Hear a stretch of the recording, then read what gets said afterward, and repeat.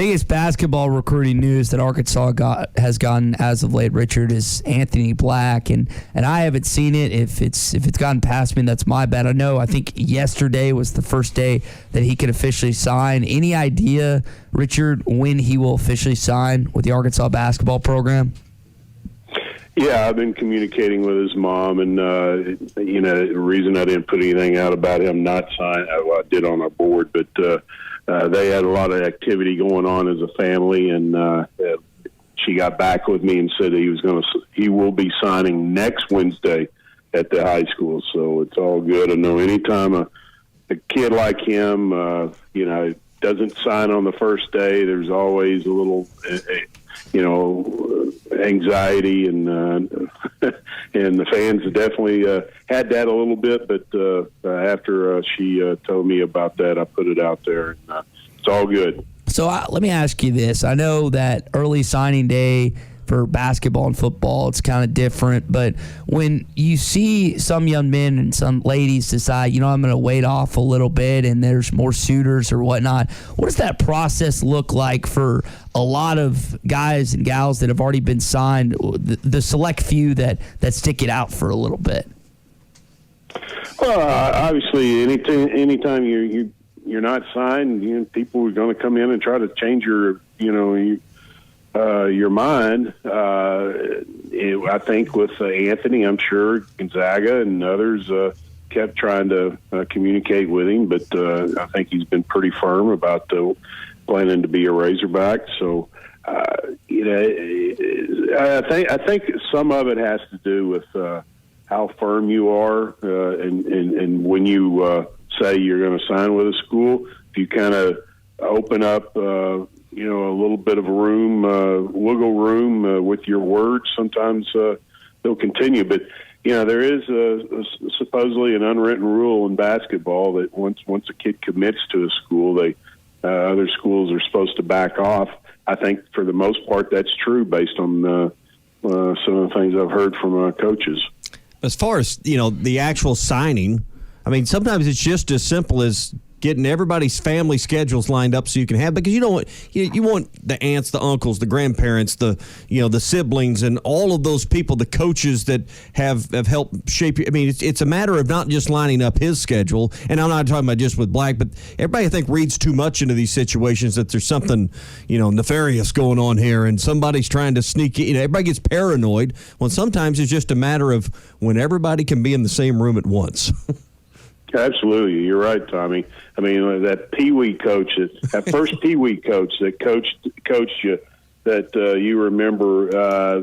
You really do try to share that moment with everybody that helped you along the way. And I think any family that is thankful for the opportunities of their son, and the son in the same way, is going to try to invite everybody that made a difference in his life and his upbringing, his career and everything. So you're exactly right. Shoot, we're just having a hard enough time everybody agreeing on what time to eat Easter lunch this Sunday, at my house. I mean, you try to get 2 or 3 family, my brother family, everybody trying to agree on it. Was it 11:30? Is it 12? That's hard enough just trying to get Easter lunch figured out, right? So figure this deal out. Yeah. No doubt. And you're just talking about immediate family, and then you're talking about a 17, 18-year-old kid that had so many people impact him over the years. You're talking about a lot of people. Yeah. Let's talk about the spring practice that's Saturday. We'd always call it a spring game. It's always been a big weekend to get people to come and take a look, and future football recruits. What kind of recruiting activity can we expect around the event or the practice or whatever you want to call it this weekend in Fayetteville? Yeah, usually the spring game, open practice, whatever you want to call it, like you said, is a big event for recruits, and I anticipate that I don't have the exact number that I've confirmed, but it's a large number. I'm going to estimate you're probably going to have anywhere from 50 to 80 kids on campus for unofficial visits, and you just hope the weather holds out and it's pretty decent. But they're supposed to be having the number one dual threat quarterback in the country, Jaden Rashada, on campus. He's from California, 5-star. Luke Brown is an offensive lineman from Harry County High School in Tennessee, 6'6", 312. He visited Arkansas earlier this year, and he'll be back on campus. I think he's a guy that you may want to take a look at. Posted last week that I thought that he had a chance to maybe jump on board. And talking to him yesterday, I think he kind of indicated or kind of hinted that he might, but or he may just wait for a few weeks and then make a decision. But he's one to keep an eye on. You got a ton of defensive guys, defensive backs coming in that are going to be visiting, and not only just some for the first time, but some for the second and third time. Richard, on that note, Arkansas has had one 5-star quarterback from out of state, even though he's basically in-state, Ryan Mallett. The other one being Mitch Mustaine. Does Arkansas, in your opinion, have the status, facilities, and everything else needed to pull in another 5-star out-of-state quarterback like the one you just referred to? Arkansas has everything a kid needs or wants. In that type of situation, does the kid think that Arkansas brand is sexy enough right now? I mean, it's much sexier than it was, but is it? Some kids they want to go to an Alabama or whoever, a so-called bigger name program, more established. Now, from what I understand, I think there's some definite interest here with Jaden. I think we'll know more after this weekend. I mean, that's an easy way to say that, but I think there's some things in the works that may help Arkansas. We'll see. What kind of statement would it make to you and everyone else in the college football if Arkansas could ultimately land a 5-star from California, someone moving 2 time zones away to play college football? That doesn't happen very often, Richard, even with the Blue Bloods. Absolutely. You're exactly right. And what it would do is definitely get the attention of obviously the nation, but other kids that are, high caliber, top 50 type prospects, or other kids even beyond that, and they'll go, wow, what this guy's the number one dual threat quarterback in the country, and he's going to go to Arkansas. That would definitely create a buzz nationally with prospects and media, everybody. But I think that would help them, obviously, with other skill guys. Especially receivers that may not be. Let's just say he did decide to be a Razorback. We'll see.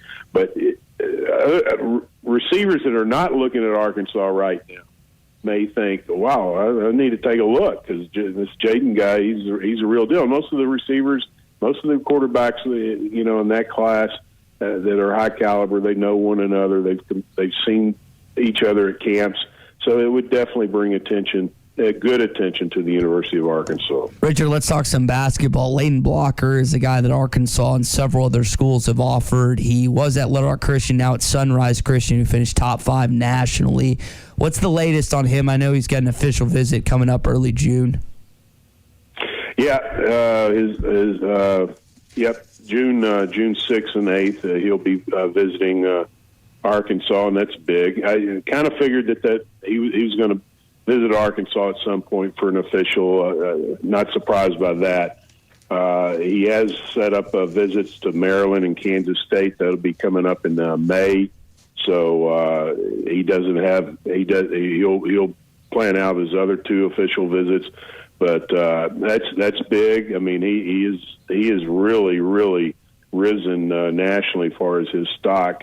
And I think you see the way he's played this past season with Sunrise Christian, and then this past weekend EYBL event in Orlando. He was the first team performer this past weekend and averaged about 20 points a game.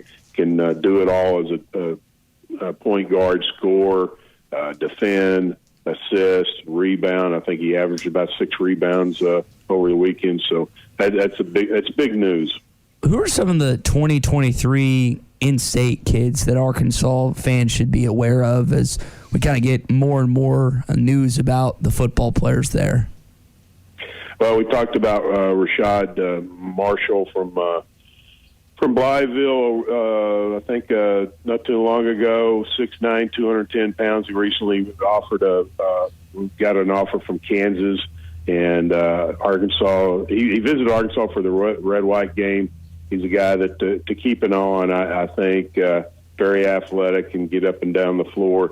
And obviously, Kansas liked what they saw over the weekend. So, big guy in state that I know that Arkansas is still evaluating, but he's one that I would really focus on going forward. Rich, I got one more thing for you. So I know it started out with you guys being competitors and then turning into sort of teammates, but we know Dudley Dawson and with Clay on it. I wonder if you have a few thoughts on Dudley, a guy that you've worked against and with a number of different years in the recruiting battles that you guys have had, either separated and together as we close you down here. Yeah, well, Dudley's a dear friend of mine. We've known him, for the longest, and we were friends when we were so-called competitors, and we were obviously friends while working together. And I've been communicating with him since last Wednesday and daily, and I think we'll continue to do that. And I know, sometimes things happen, and you look back and say, well, maybe that was a blessing in disguise. But whatever, we're going to be friends going forward. Yeah, we know he'll land on his feet. Hey, I want to ask you about one other thing that your colleague Otis had posted about Brian Wallace, who's in need of all of our prayers right now. Apparently had a heart attack or some kind of condition there that Otis was talking about and is not doing well. I know you know the family from the recruiting process. Brian was an offensive lineman, but still very young of age, 26 years old, and needs our thoughts this morning. Tell us, just give us a feel for the family and Brian, because I know you spent a lot of time in his recruitment. Yeah, from what I understand, I remember when he was at Arkansas, he had asthma, and I think that I don't know for sure but I tend to think that probably contributed to this. And I noticed his dad post on Facebook the other day, and I reached out, and I know he and Leslie are obviously going through some tough times right now, and communicating with somebody last night, they seem to be a little bit more optimistic than what's been said, but at the same time, it doesn't mean that he's out of the woods yet. So definitely prayers for. I mean, that's just too young. Wow, yeah, but he's got youth on his side for recovery, so hopefully that will pull him through. Hey, RD, have a great Easter weekend, a good Friday tomorrow, and we'll talk to you next week. All right, guys. Have a good one. All right, Richard Davenport with us on the Morning Rush. Is your number one source for all your betting needs, sports info, and odds. Find all the latest sports developments, including this week's odds for the Masters Championship and the start of Major League Baseball season. BetOnline is your continued source for all your sporting wagering needs, including live betting and your favorite Vegas casino and poker games. It's super easy to get started, so join today. Learn why everyone is saying BetOnline is the fastest and easiest way to wager on popular sports and games. Bet online, where the game starts.